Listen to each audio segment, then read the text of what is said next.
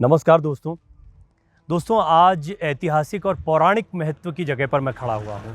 मेरे पीछे आप यदि ऊंचाई पर उस पहाड़ी पर एक टीले नुमा आकृति देख पा रहे हैं तो वो बाणासुर का किला है। ठीक सुना आपने, बाणासुर। आपने रामानंद सागर के श्री कृष्णा में बाणासुर के बारे में काफ़ी कुछ सुना, काफ़ी कुछ जाना।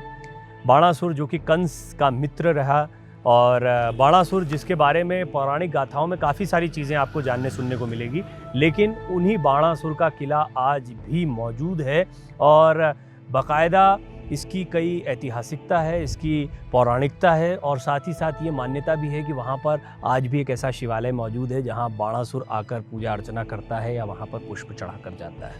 बाणासुर के किले में आज आपको लेकर जाते हैं और दिखाते हैं इस पौराणिक महत्व की जगह के बारे में। बाणासुर के किले की तरफ आते हुए आपको मेन रोड से ही ये गेट मिलता है। यहाँ बाणासुर किले की दूरी 0 किलोमीटर लिखी हुई है, लेकिन अभी ये जो पीछे आपको टीले नुमा आकृति दिख रही है ये किले की ही आकृति है और करीब 1.5 से 2 किलोमीटर की चढ़ाई है। यहाँ से अद्वैत आश्रम सीधे 16 किलोमीटर है जो स्वामी विवेकानंद का आश्रम है और लोहा घाट की दूरी करीब 6 किलोमीटर है और ये इस तरह का एक मुख्य द्वार यहाँ पर बना हुआ है। यहाँ से ट्रैक करते हुए आपको आगे बढ़ना है। गाड़ियों को पार्क करने की कोई विशेष व्यवस्था नहीं है, तो यहीं पर मैंने अपनी गाड़ी को पार्क किया है। ये पहाड़ों के खेत हैं, आप देख सकते हैं किस तरह के खेत पहाड़ों में होते हैं।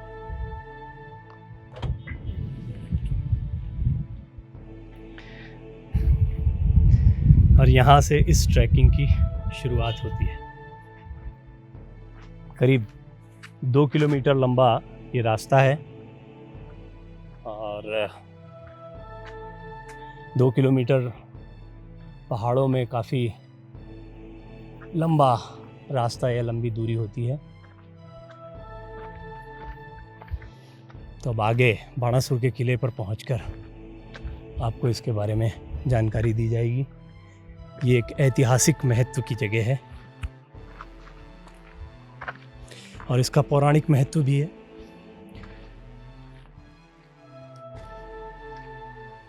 करीब आधी ट्रैकिंग बाणासुर किले तक के सफ़र में हो गई है। जैसा मैंने कहा 2 किलोमीटर का सफ़र है, पर पहाड़ों में या ऊंचाई पर ये 2 किलोमीटर काफ़ी लंबा सफ़र होता है और बहुत ही खूबसूरत नज़ारा है। तो मुझे लगा कि इस सफ़र की कुछ तस्वीरें भी आपके साथ साझा करनी चाहिए। इस वक्त थोड़ी ही दूरी पर मुझे लगता है, उम्मीद है कि अब किला रह गया होगा। तो आइए आगे के सफ़र में आगे बढ़ते हैं और मैं आपको दिखाता हूँ कि क्या मिलता है वहाँ पर, किला किस तरह का है, ऐतिहासिक और पौराणिक महत्व की कौन कौन सी जगह अब भी वहाँ पर मौजूद हैं। प्राकृतिक महत्व और रमणीयता तो इस पूरे इलाके की है ही, लेकिन मैं बार बार कहता हूँ जब भी इस तरह के किसी मंदिर में आए या इस तरह के इलाके में आए, फिज़िकल फिटनेस का ज़रूर ध्यान रखें।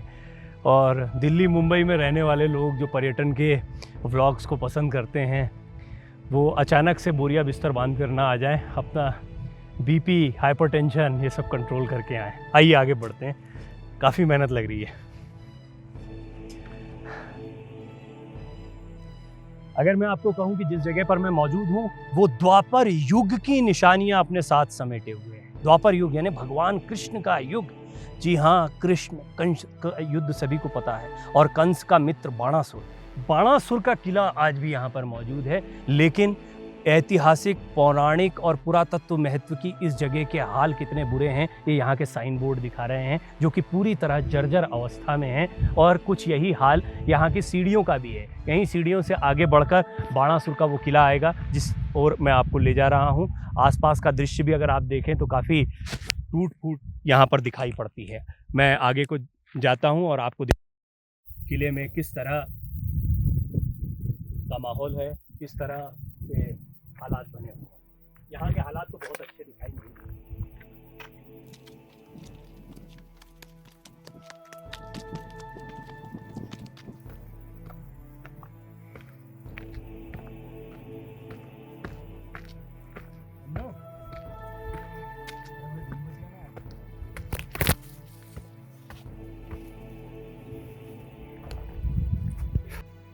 आपको आश्चर्य नहीं होना चाहिए कि ये जगह, ये जो दीवारें आप देख रहे हैं, द्वापर युग की निशानियां अपने साथ समेटे हुए हैं। मुझे आश्चर्य होता है, एक टूटा फूटा board archaeological survey of India का यहाँ पर देखने को मिलता है। उसके अलावा यहाँ पर कोई व्यवस्था या कोई इंतजामात पर्यटकों के लिए नहीं किए गए हैं। ये किला है और पूरी तरह से बंद पड़ा है। इस किले में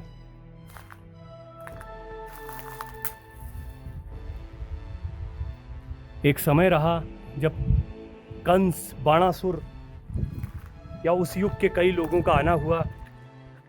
आज यहाँ पर जब आप आते हैं तो निश्चित तौर पर रात में या ऐसे किसी समय पर आप यहाँ नहीं आ सकते हैं, बल्कि दिन में या दोपहर के समय भी अगर हम आते हैं तो ये बेहद डरावना सा इलाका लगता है। और यहाँ अकेले आने में किसी को भी घबराहट होगी, क्योंकि काफ़ी ऊंचाई पर ये जगह मौजूद है। ये है बाणासुर का किला।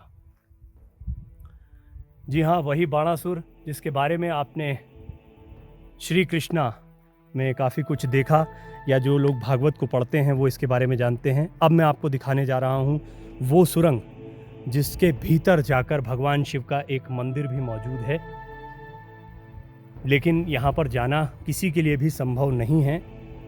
और ये जगह ऐसा भी लग रहा है कि वर्जित कर रखी है। यहाँ पर किसी को भी जाने की इजाज़त नहीं है। कहा जाता है इसी सुरंग से भीतर जाकर भगवान शिव का स्थान आज भी मौजूद है, जिसकी खोज में कई लोग आए लेकिन वो वापस नहीं आ पाए, इसीलिए इस जगह को वर्जित किया गया।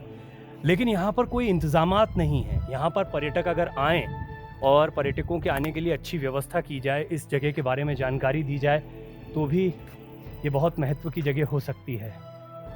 मुझे बड़ा आश्चर्य हो रहा है कि ये जगह खूबसूरत है, लेकिन जिस हाल में ये जगह पड़ी हुई है, और जैसा कि मैंने सुरंग के बारे में बताया जिसे अब बंद कर दिया गया है, इसका भी बड़ा महत्व है। कहा जाता है कि ये सुरंग दूर कहीं तक निकलती है, लेकिन इस सुरंग का दूसरा छोर कहाँ पर है ये कहना बहुत मुश्किल है। वहीं ये किला काफ़ी बड़ा है। मैं लगातार पिछले 3 मिनट से आपको ये वीडियो दिखा रहा हूँ और कुछ उसी तरह के स्ट्रक्चर लगातार देखने को मिल रहे हैं जैसे कि शुरुआत में मैंने आपको दिखाए।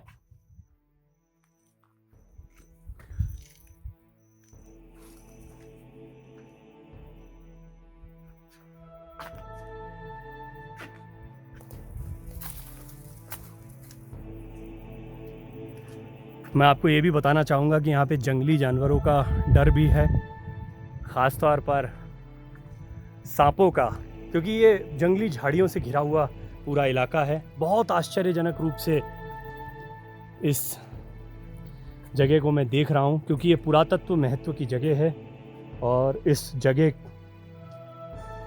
के बारे में अभी तक बहुत कम लोगों को जानकारियाँ हैं।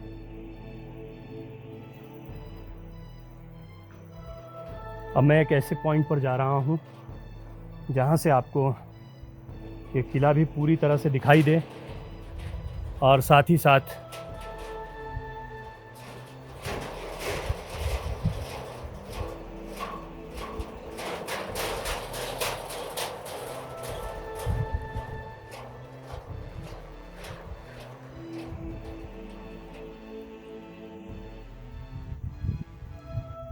तो ये है बाणासुर का किला। इसका पुरातत्व महत्व भी है, ऐतिहासिक महत्व भी है, और कहा जाता है कि यहाँ पर जो सुरंग मौजूद है वहाँ बाणासुर आज भी पूजा करने आता है। ऐसी लोगों की मान्यताएं हैं, लेकिन इसके सच झूठ से आगे ये बात तो सत्य है कि यहाँ पर कई गुप्त रहस्य हैं। और हमने देखा है कि इस तरह की पुरातत्व महत्व के किलों में कई ऐसी सुरंगें होती हैं जिनके ओर छोर या सुरक्षा की दृष्टि से उनका दूसरा सिरा कहीं और निकलता है। इस सुरंग का सिरा कहाँ निकलता है ये किसी को नहीं पता है। सबसे बड़ी बात है कि ऐतिहासिक और पुरातात्विक महत्व की इस जगह को उपेक्षित रखा गया है, जो सचमुच बहुत दुख का कारण है।